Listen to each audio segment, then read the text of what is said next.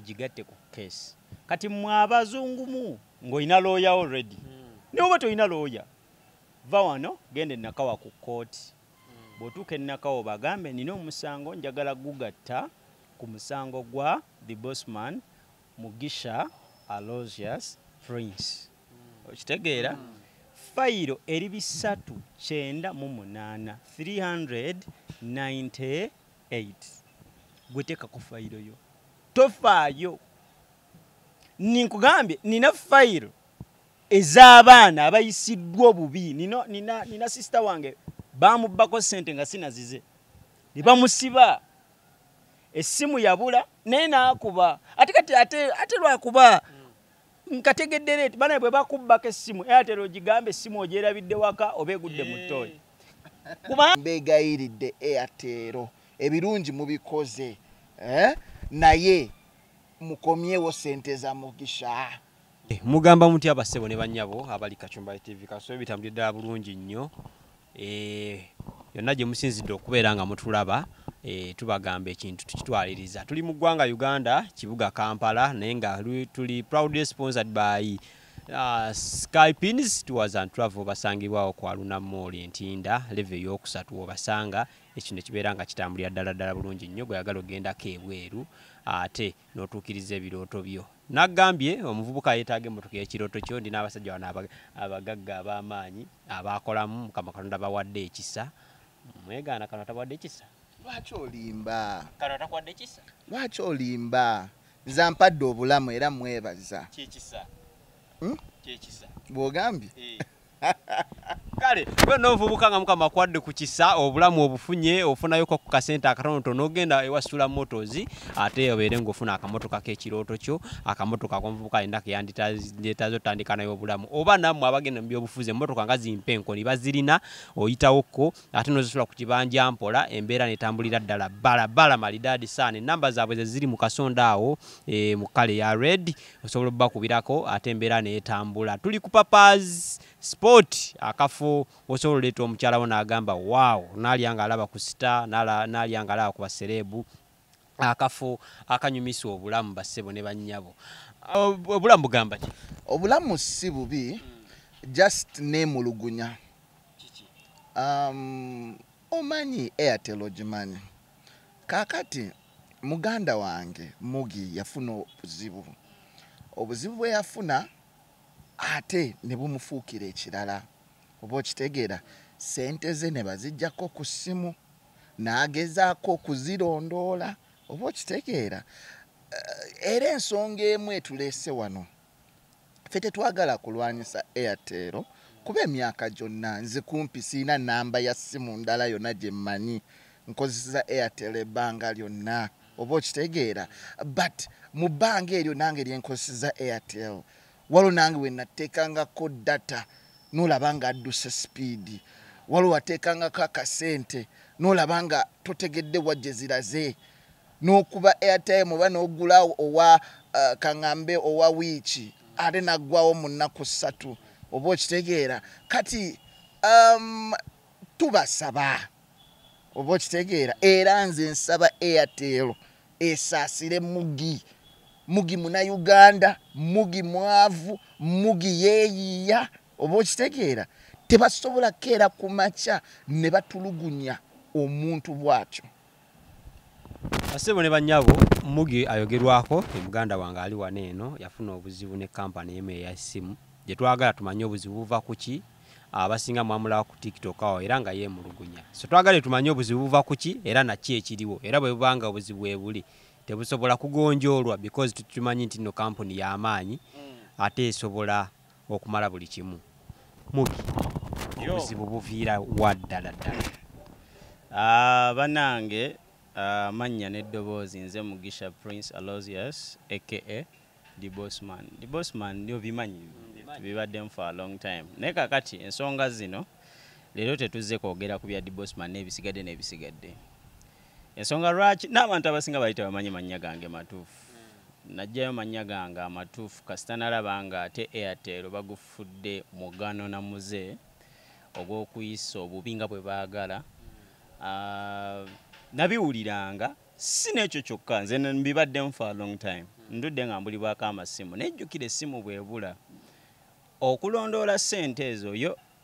Airtel ekugamba ssente baaziggyako kitegeeza nti omubbi yakola ki yaziggyako but this time round I was so keen nali nvuga around Kisasi Road amayimbeera ntinda kati around Kisasi Road ennaku z'omwezi nga 11 ssaawa 2 n'ekitundu omwezi ogwokuna okitegeera kakati mba nvuga awo Guy najja ku boda n'asika essimu yange n'agitwala ne bagezaako mugoba aba boda awo omusajja n'abula yes bamala okunziba essimu obimanyi Kampala ogimanyi awo wennyini olw'okuba nti nali kumpi n'ewaka nayambuka bwambusi bulijjo wenzigirako ssente oba wenkolera deposit n'ebirala nengamba omukyalo omanyi soko onyamba okubire Airtel customer care by blocking line yange kubanga oli akoze eki agibbye nangamba okay n'abakubira n'ayogera nabo nenjogera nabo yes kyatwalira dakiika 5 zokka kubanga tewali na jam nasala busazi nenvuga nenzireka nembagamba bannange essimu yange bagikoze eki bagibbye ne mu blocking line yange Guy n'agamba okay nemmuga nze mwennyini nemubuuza ssente zange kansibe zikyakoze eki nangamba bulungi ssente zo kweziri ne bagitwala oli ne bw'oba kale toyinaamu passcode oba fingerprint oba ki still abatasobola accessinga ki mobile money yo kuba pin code abatakola ki tagirina which means sente zo ziba safe yadde essimu yabeekoze ki oba okitegeera kati ku Friday nga 12 nali busy obimanyi nina management nkedde ku office nkedde okubala ebintu bikoze eki buzibye ku lunaku ngenda okulaba nga tetuyingidde weekend nengamba it's okay ku weekend nenkubira omwana nemuganda ndeetera essimu endala nandeetera essimu endala nenga nkyanja genda nsayise line nzire ku mugutu nkuba mmanyi ndi sure n'essimu gye natumya nali nkimanyi ku ssimu kuliko akasente sirina buzibu zino zonna ze nina kanezejjeko njatandikira eziri ku ssimu kati ku Monday ennaku z'omwezi nga 15 remember simba gibba 11 lwakuna ssimu nzijukira bulungi nnyo nalinako emitwalo 5 mu nalinako 5 mu kakati eri muntu atamanyi sente zaina yadde mu banka yadde ku mobile money yadde wansi w'ekitanda kutulina abantu betubuuza nti olina sente mekanaga hanzi simanyi sente zenina sebo buli figa tuba tukola ki yes kati babbe essimu yanga kuliko emitwalo 5 mu Samsung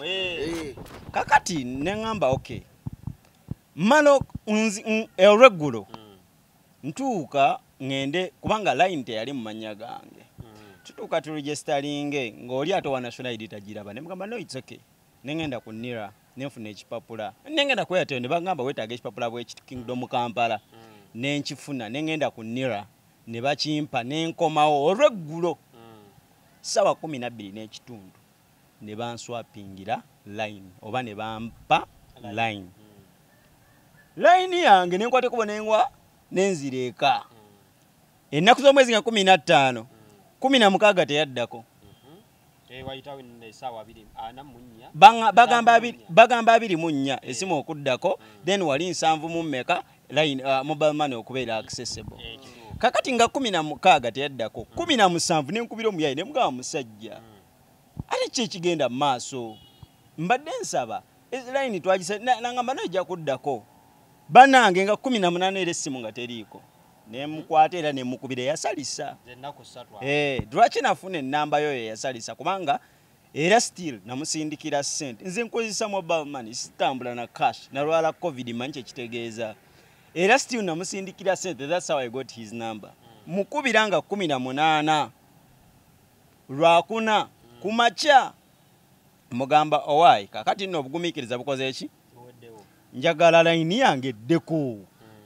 nangamba kankubira abantu munda era kwayitako eddakiika 5 bro essimu neddako essimu emala okuddako ngenda ku mobile money nga nina zero balance nga sente ziwalekako 5 mu something teziriiko nga tekuli yadde 10 kiki nkubira customer care banange sente zange zivuddeko biki nawakubira ne baga esimu gi blocking customer care nangamba bwati mu bigambo bye nangamba bwenkebera esimu eno tevangako tebagisalanga ku mukutu ne mugamba oli mulalo nze nekubira esimu ne bagisalako kuruba malo mukubira customer care nagisalako nengezako esimu nga bangamba esimu teri ku network Saturday yali ku network Sunday yali ku network ongambo tebagijjangako kumbe omuntu eyabbye sente zange yagenze na deletinga information munda mu system mugamba nyabo angamba naye kankulagirire engeri gyosobola okukola otya okukirabamu andagirira ngenda ku simu yange nfuna transactions 5 ezisembyeyo okukolebwa ng'enamba sizimanyi sizirabanganako kati omutima ngamba kuba ku namba zino njagala okuba ku namba nga babuusa mwana nziramu nkubira customer care banneegaana bangamba essimu sente zo zaavaako ku mmandi sawa 8 waliwo kiroboti waliwo ekintu esimu bagiba 11 nezivaawo nga 15 okitegeera ng'ate wabakubira line yange ezeeko nga 18 ng'ate wabagamba bagiblocking era nga 11 kwayitako eddakiika 5 ne wajja Shetwani ne wajja Diamond nabba essimu najjako sente omuzimu kati nabba sente bro musirika bwe nti oyo yali mu America bwe nateekako bwe nti ku WhatsApp nenfuna enamba ne mwana essimu yange naye ate nga taliiko nengamba kati wano nkoze ntya waliwo bakyali bangaawo ze nsimanyisa okubira gundi nembaza ebbali kati muzeeyi wange nankubira esimu nangamba whatever that happened come kati nze muzeeyi wange mumanyi nengamba nga sinaba bitwala wuwe kansoke nkole ki oyo muzeeyi amumanyi nenga asigenda kukola ki nenga ki mukama mpadde abantu nina abantu ku social media nina social media wegamba muzeeyi tumukontaktinganga byonna biganye nga wono beeraawo nga buli kimu okikoze last resort osegeera ye kamala byonna with him bagamba with God all things are possible kati with him ayayayaya muganda wange ogenda ku social media ngenda ku social media bwenti ekirala mukambwemu kakati Prince aba akuwonyeza bingi obutacontactinga muzeeyi we ngenda ku social media kati ntuka ku social media ntekako story yonna ku Instagram Twitter biki ntekako story awo wennyini Airtel Kenya ngenziramu Airtel South Africa ngenziramu Airtel Uganda ngejja nga bambuza ki ekibaddewo ngamba wa kakati ekyasinga okunsesa nga ate Airtel eringa etabimanyi ne mugamba eyancontacting yamugamba it's okay mbadde nsaba ojje mu comments mwe tuba twogerera WhatsApp ne mugamba jangu mu comments mwe tuba twogerera okitegeera lwaki mugamba bwe ntyo nga njagala nsigaze evidence bana Uganda bategeere ekigenda mu maaso kati nzijja mu comments era message ya Airtel yasooka ndino ku post yange egamba hello sorry about that please can you share the issue and incident and we see how we can help you at Airtel we solve nengamba nemuterako story mu comments tuli mu comments olwo tuwaya kakati wulira gayi ekintu kyeyangamba ekyanzijjako mu byonna angamba there is no record there is no record of this line natekako ne namba yange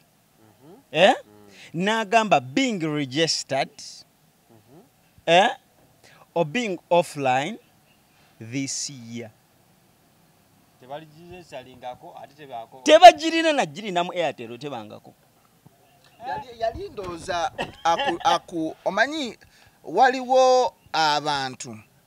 nga bo tebalemerako nnyo ku nsonga nga oli kasitoba nga oyina eki kati like kati kanku example obeera ku airport emigugu gyo nga girina okulandinga ku destination yo kati n'otuuka nga waliwo ebimu byotalaba okitegeera ensawo yo olaba nga bagisumuludde kati waliwo abantu bangi almost let me say 90% ng'oli kasita abikola bw'ati nakebera nga waliwo ebibuzeebuze biki n'amanya nti process egenda kuba mpanvu n'akivaako kati oli okuddamu ono bw'atyo yamanyi bambi fala okitegeera kiwumba tuutu kiri awo okitegeera nti tajja kufaayo oba okitegeera n'ebintu bwebityo tubikooye okitegeera tukuba amasimu kuzi customer helpline ng'osuubira muntu kuyamba ne bakubuzabuza ne bakuzza eno ne bakuzza eri oba okitegeera tulina complaints about yaka tofunye gundi token ID okitegeera n'omala obudde okuba obudde bwo bwe wandikoseza okukola oba okulaba by'obajagaza amasanyalazi tulina issues nyingi era omunnayuganda n'atandika okuvayo wano tunulira comments soka tudde ku nsonga bagamba tebagirabangako kati nze musindiki mwenyini mu comment era nemugamba bro tondetera kuseka ate kubanga line enamba gyenkwadde gye ndi mukozesa kati nva nagigulirako data kati bwe muŋŋamba nti terina mu system oba neewuunyisa ne muŋŋamba kati gwe tofaayo ky'oba okola gwe kuba kuki gwe bw'oba ng'owulira nti owakana nti essimu teriiko bati gwe gikubeko ne muwe namba ne mugaa gikubeko munnange Katonda ono ayina engeri gy'abayagala abantu be gayina akuba nayogera naye yine namba. This is the customer care line. Dakika 7 dakika 7 ne seconds mwenda nga njogera naye kati angambuza nga munnyonnyola gayina ngamba bulungi kusimula ngamba sorry orobuzibu obwo ne katukuddire ne mugamba kale sebo mba ndi awe namba yino era ne nkubira enamba ene nkubire ngamba nti jebaleko nti kale ntinze ndi manager ku serving center Airtel ne mugamba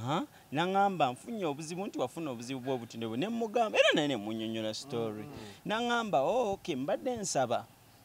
tulabe engeri gye tusobola okwogerezanya tuyambagane ne mugamba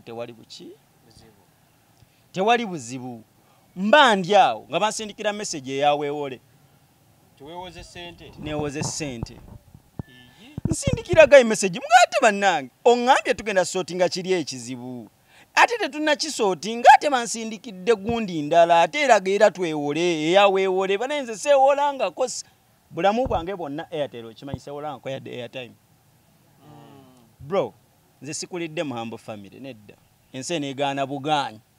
nenze sikulidde mu Humble Family whereby ne airtime Airtel ne bwekebera system yonna nkozesezza Airtel okumala emyaka 18 seewolangako bonno bali ku kino nze nasokera ku Warid era bamala swappinga nenzija nange kuki Airtel kakati ni message nejja nti weewole ne nganze kati nenkubira gaye simu ne muga bro ate bino biki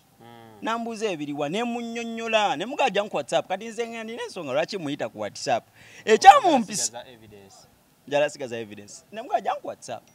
najja ku WhatsApp amala okujja ku WhatsApp ne mugamba kati okirabye nangamba ne mugamba kati kino kibya kiyita batya nangamba ekyo weewole naye kakati neza weewole ngenda zikusindikira nanga naye mbadde nsaba onyambe okubire customer care bagambe nti ebintu bye tubisootinze ne muganja ajikubira nga tubisootinze nanga soko bakubire ne mulimba ne mugamba kubidde nanga kati bo bakubidde awo wennyini nga kwakayita ke banga tono ne bansindikira message ya quick loan weewolo beewola ku weewole ne quick loan bajjako sente zange ne beewola ku weewole ne beewola ku quick loan ne mugamba ate mwana ate ne bino bye biki ne musirika message nangamba yo quick loan ne mugamba quick loan ejjetya ku simu yange seewola nga kolube emyaka gyange gyonna simanyi na kwewola simanyi na bye badairinga kwewola nga beewoze sente bajjako ezange ne beewolerako n'endala kakati omusajja ndowooza atawe yali afunye obuzibu ne Airtel anviirako antiisatiisa tiisa nze tomanyira todamuna kunkubira simu kibiki olaba bango byino kungobya nfiiriddwa n'omulimu gwange ye wabikoze otya watimbyewa biki nze sina na sente todamu kukubira simu genda okole kyoyagala neŋŋamba okay kati nze bamala okukola ebyo nandikoze ntya muganda wange era kyenakola nga nkwata essimu nga nkubira nina legal team ku office mugamba naye musoke mujje tulabe kubanga kati ate byali bizzemu okuntiisatiisa njogera nabo banga batugenda reporting nga tugenda reportinga ku poliisi zonna nga ngenda ku CPS era nga ne reportinga maliriza okukola ebyo byonna nga tugenda nga tufiringa omusango nga tugutwala mu kooti bro ntuusa omusango muzayisa ne kati tamanyi ntuusa omusango mu kooti kiba kigenze wala mwana kati ntuuka ku kooti ntaddeyo tusavinze Airtel kati nzijja nkola video eyaleeta ebyonna nkola video ngiteekayo ku TikTok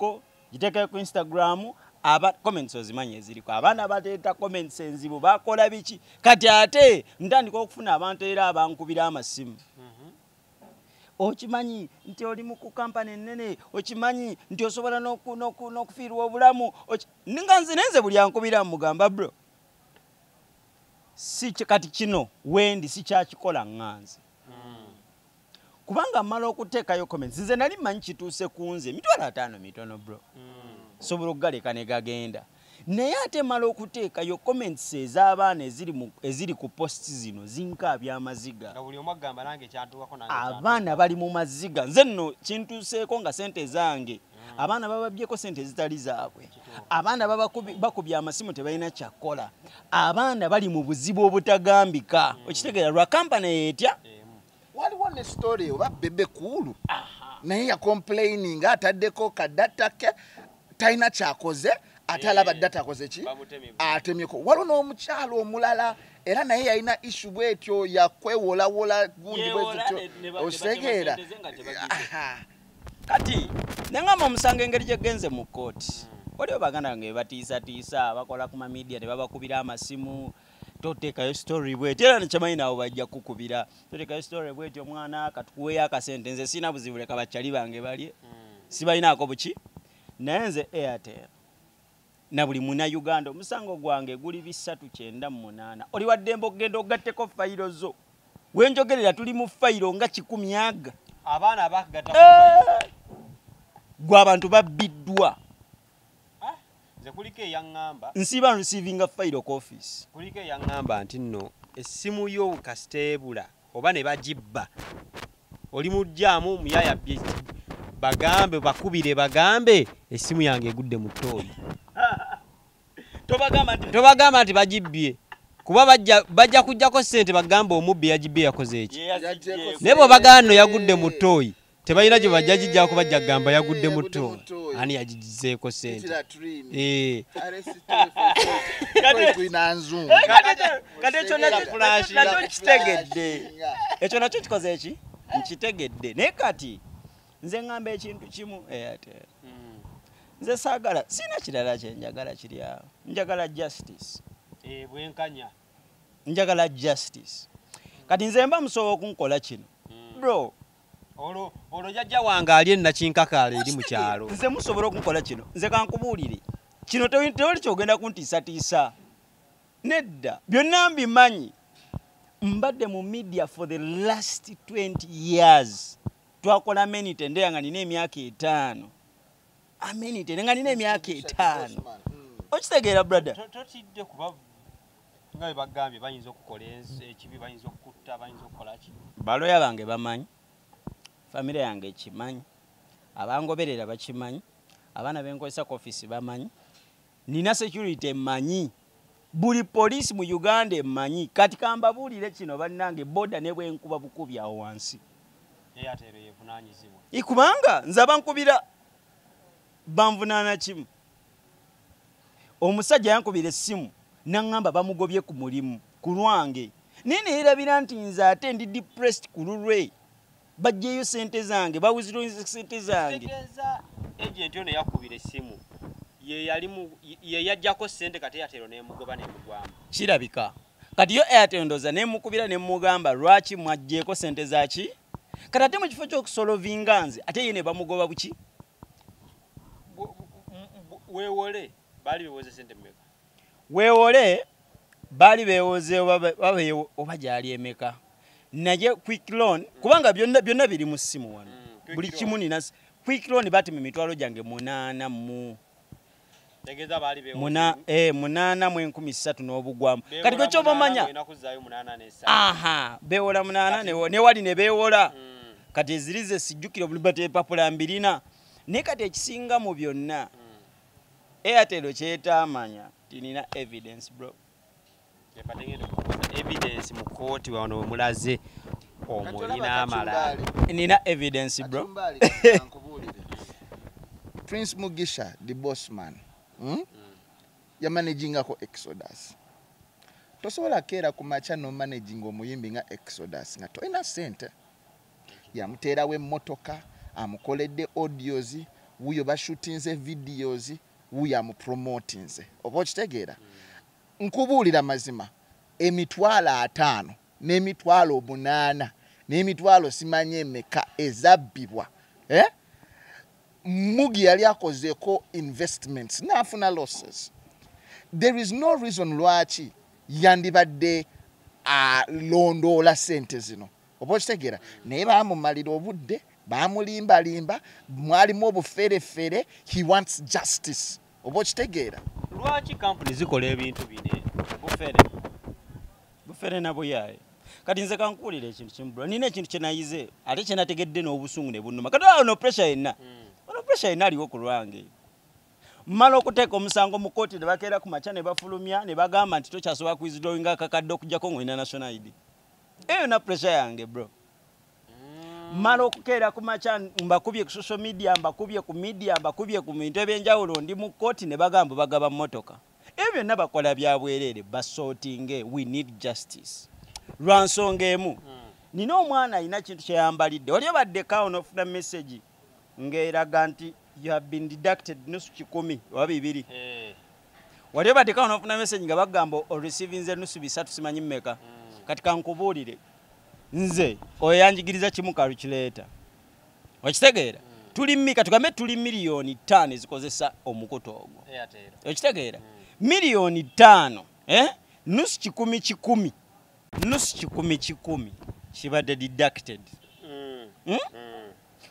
kusimu ya amasimu waliwo message ejja kituufu naga bakutemyeko nusu 10 eki nese kiba 10 notabitwala nga nsonga ne kati gwe weerabidde nti 10 kino muli million almost 5 eziri ku company eno ze batemye okitegeera 10 ekye Uganda times katugende ku Google bintu bino biri ebintu bino biri bakita batya biri ku record biri transparent bwerufu. Overview of Airtel Uganda. The company has 14.3 million active subscribers across 146 districts in Uganda. Eno statement ya fuluma May 2023, which is last year. Milioni 14. Kati katubale nti kweyongeddwako bali milioni 15 kati. Kati njagala okwemu akafaananyi 10 ekye Uganda nga bakijja ku milioni 15. 10 times 15 million. That equals 1.5 billion. Kakati ye company gye tuli mu kwogerako. Kati golowooza abantu bameka abaviibwako amasimu gaabwe layini zaabwe ne bagibwako sente in this manner. Nze nenzijukira jjajja wange jjajja femunaye jjajja talina mulimu mulala yali musajja mulunzi akyaliyo Emmanuel Kafuneza eyibanda abali eyibanda bamumanyi. Oyo musajja atunda mata tewali kirala. Naye ng'agenda okukeera ku machangi sente ku Airtel tezikoze eki? Teziriiko. Kati golowooza abantu bameka be babaggyeko sente ezo beziba milioni 15 buli omu bamujja kati okyo kiri 10 kati bwatwala 10 emirundi 3 mu mwezi ze billions na billions za sente gamba ate bano 10 naye waliwo ne bajjako ennyingi nti esimu bagibbye ezo nazijjako ne waliwo mabega nali wachali wange awo ekisaasi ku simu ne kujjako message nti nteekemu pini ku simu yange something like that oluvannyuma ne wabawo omuntu ankubira naŋŋamba kodi nkubye okuva mu Airtel but kodi gye tusindisa ogitaddemu mu simu kumbe that week nina abantu benawulira bacomplaininga nga kasita okola ekyo kye bakugamba weekanga nga sente ze ziri ku mobile money bakoze ki bazitutte neŋŋamba neŋŋamba ono kirabika kyagezako kukola ki okunkola Guy bwe namugamba nti mulabika muli baffere yakambuwala nnyo najjako n'essimu ngenda okuddamu okunyiga *185# ndabe oba sente zange zikyaliko nga munaye mobile money tekola bagigezesaako nange bakinkola okitegeera nga mobile money nga I cannot access mobile money ngeri blocked okitegeera kati neŋŋamba nenziramu nenkubira Charlie nemugamba gundi yange eri blocked naŋŋamba because waganya okukola kyembadde nkola ki kyenkugamba omwoyo w'amagezi nanyingira neŋŋamba sijja kukola ki sijja kugwa mu bitego by'abano nenvuga emmotoka paka ki oba simu ebadde ki tugenda awo okitegere ntindawo ku bitaala ntuukawo nsangawo layini omukyala naŋŋamba owonye notabawa details kuba oli bakamujjako kakadde kamu n'ekitundu oli bakamujjako simanyi $50,000 zezibadde ku simu era bonna nga balese ki complaints wali ku ki ku Airtel which means wandibaye abantu abali mu system yaabwe abali munda bakola bino kati nze nkugambe ki era nze nawona kuba nze nayinako ndoza miliyoni nga 3 ate nga kaali kasuwa nga kwe kuli rent kwe kuli fees kwe kuli emmere kwe kuli kati rent gwosasula mu manyi katatu obwenkanya oyagala butya Airtel number 1 erina okukkiriza bino byonna bye balimu babiveemu erina okukkiriza nti balina ababbi munda erina okukkiriza nti sisitimu yaabwe eri fake nti abakozi bennyini abakola mu Airtel they can access our pin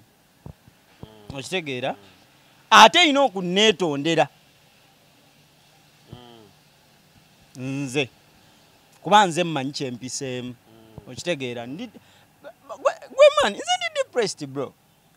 bonkubira essimu noŋŋamba bakugobye ku mulimu tomanyi nze nkugobesezza ate siddamu era nze bw'oyinza n'okunnoonya mmanyi kyoyogerako kubanga nze golaba nakawuka mubatemu emirundi egisukka 3 okitegeera ekirala sebo bino byonna byolaba mbitaddemu ssente I have invested money nze n'okusituka ngende embonebone ne Airtel ezo zonna ssente balina okusasula damages for my lawyers and me as a person ekitali ekyo tujagenda mu kooti twogere oluzungu ate nkubuulira Airtel ngenda kukusinga bro Airtel ngenda omanyi lwaki ngenda mumusinga kuba nina evidence ekyo tolina bw'okibuzaabuza layini yange ne bw'ogijjako kati omusango gutandika ddi okuwulirwa omusango nagenda mu kooti nga bwe nkunyonyodde mwagisavinga bro so akujja mu kamera buli kimu ekiri ngera kikwepe plan birina buli kimu ekiri twagenda savinga Airtel good enough baloya bange tebanna kubeera contacted at all naye fe tulinze enaku zetuwa Airtel oba amateeka Airtel enaku zegaba ezimanyi nze nkimanyi Airtel eri mu ggula time but there is no time in this muno temuli time bro ate muno temuli na logic senga bakuyita nagaja antu bisotingire berwa kooti nze nina abantu basatu abankubidde amasimu sina buzibu nze okumpita sikulinaako buki buzibu yita kanso wange nina legal team eriko ba lawyer 37 bayite bajje lawyer 37 yes ati nabo balina abaabwe nange abange weebali Council Dennis yabakulidde beba bayita batuule ensonga bazimalire bwerwa kuba buli lukya emisango gyeyongerako anti era ne wano wendi njagala kugumya buli mwana yali abbibwako Airtel obanga wali ofunye obuzibu nga buno bwenfunye obanga olina ekizibu ekyefaananyiriza nina abaana baayaka tokeni ziri okwo anze ekyalawuta banguza lawuta ne baŋŋamba ojo osobola ogireka ewaka kasooteekako kirakisi bando era omwezi ogwasooka nagireka waka nga gitambuza sitambula nayo kuba nawaga emirimu gyange entambula osobola ogireka ewaka kasi ofuna kirakisi bando kirakisi unlimited n'ogiteekako n'oconnectinga kutugabane konze kale n'enkikola ogwasooka nebira bulungi ogwaddako muganda wange Bone we akola ku New Vision naye agikoze aŋŋamba wa ebintu nga babisazeeko sikyasobola ku accessinga data ngamba simanyi mu dakiika ezo ne wange nga bagisazeeko nenkubira omusajja yabinkonektingirako niye giraja nange akubirako mu kampuni nemba kubira mu kampuni ne beebuzaabuza ogwaddako ne baŋŋamba asimanya bwate omu ye yaŋŋamba nti twabisalako nkubira omulala aŋŋamba tebibeeranga kiikyo kati ntambula nakyo butambuzi kati nina abaana balindako bannange mbonyeebonye emyaka ng'ebiri mabega nkwata twali ku restaurant wali ku gundi Twin Tower bwayisawo kumpi ne kanisa ya Pastor Jackson Senyonga ntutuulaawo tulya nkwata biiru nga nsasula okitegeera nsasula biiru ono omwami mu kwogera yali mu aba muteeso bwatyo accent nga tekola buki bulungi ennyukuta emu yayogera ndala nze nawulira ndala nenkola mistake negenda ku namba nga namba te existing nga nako sene nezikola ki ne bazitema nakubira simanyi eyo 100 nga ekisinga okunyiza oba wakakuba noyogera wulira ekisinga okunyiza okuba negamba simanyi press gundi no pressinga press gundi no pressinga if you want to speak to simanyi bichi no kola ki abantu mwe mubimanyi osegeera kakati bwe ne baterako ka music ding ding ding ding ding ding ding ding alo njogera nani ono oyogera nange Dennis nenjogera Daneke maloko ogera bwe nti Dennis Daneke musajja ngambuza buzibu ki nga munyonyola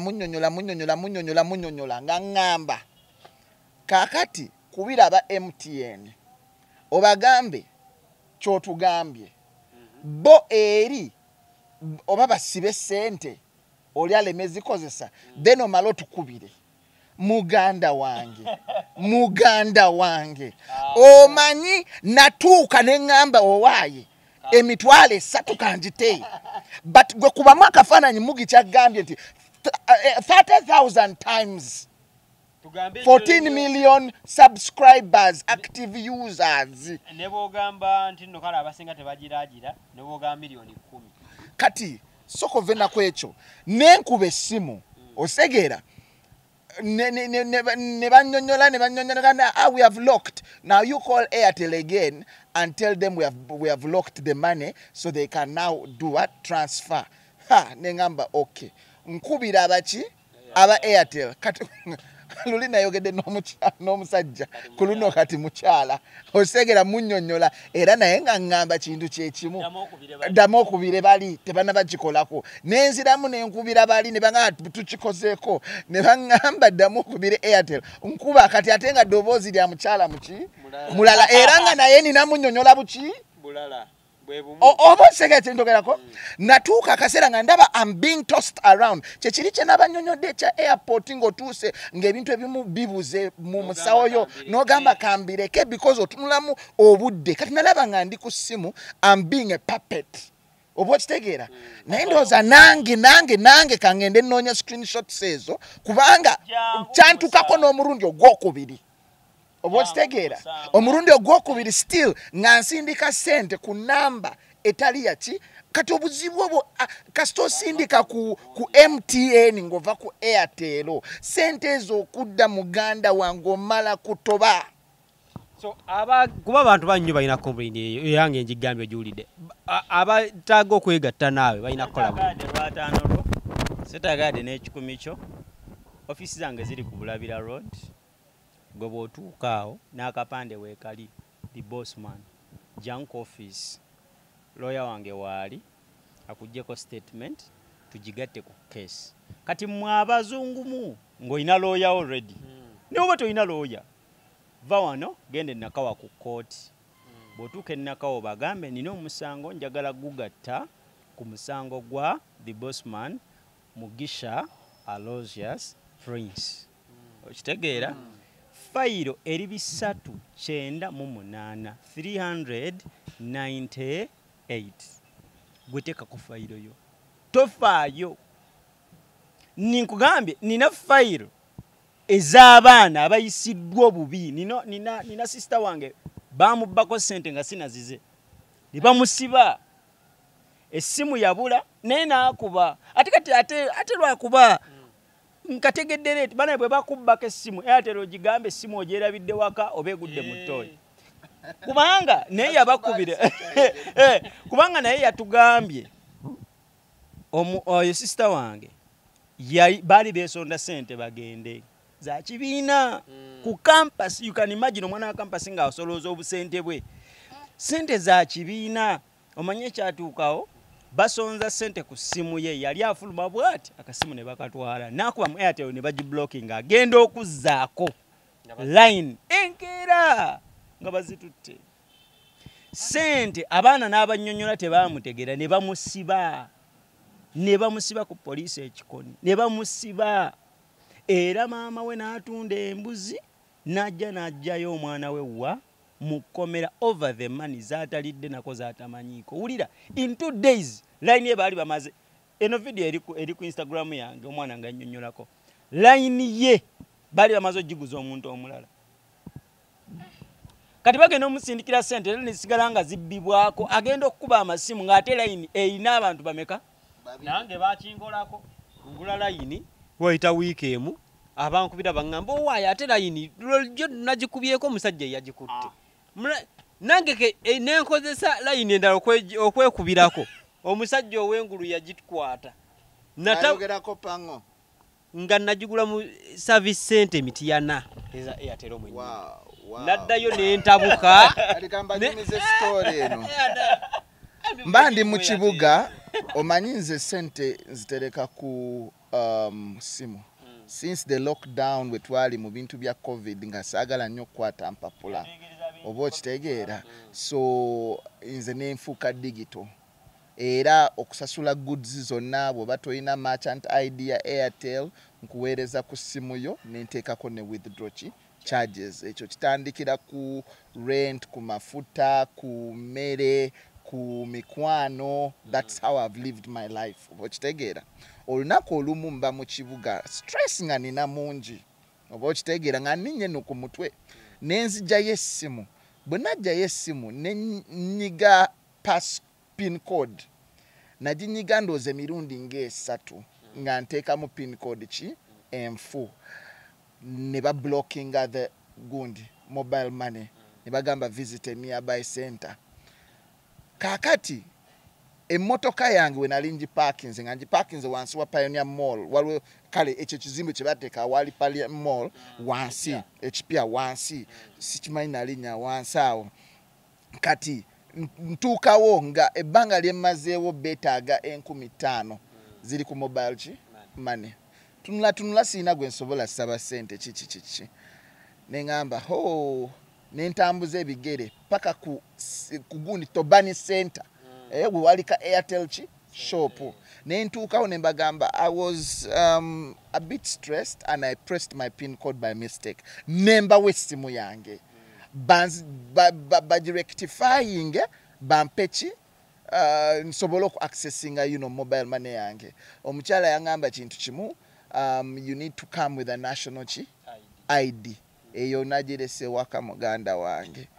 okitegeera kati sirina sente za boda okitegeera ekintu ekiri understandable simu yange yino you check it, it's my phone pin code zezo line nebogijjamu nebogikebera nyonyola omukazi takiriza ntunulira sawa nga they are just remaining with like 30 minutes okugalawo sente eyo oba okitegeera nempulira omugugu gwa Airtel muganda wange kuba kyangu nnyo omuntu okumanya simu nti pin code sim card okitegeera omuntu essimu eyiye bamuwa obuzibu negwe gye babyeko eyo kibangwira okuzibu nga sente zo nebiwulirako nebibaagala so basebo ne banyaba ekitegeeza buli alina omusango gwonna akutuukirire ogatteko n'enamba yange nsobola ogikuwa sikuinaako buzibu oba genda ku social media yonna gy'owulira gy'oyagala teekamu the bossman MK kimala basebo ne banyabo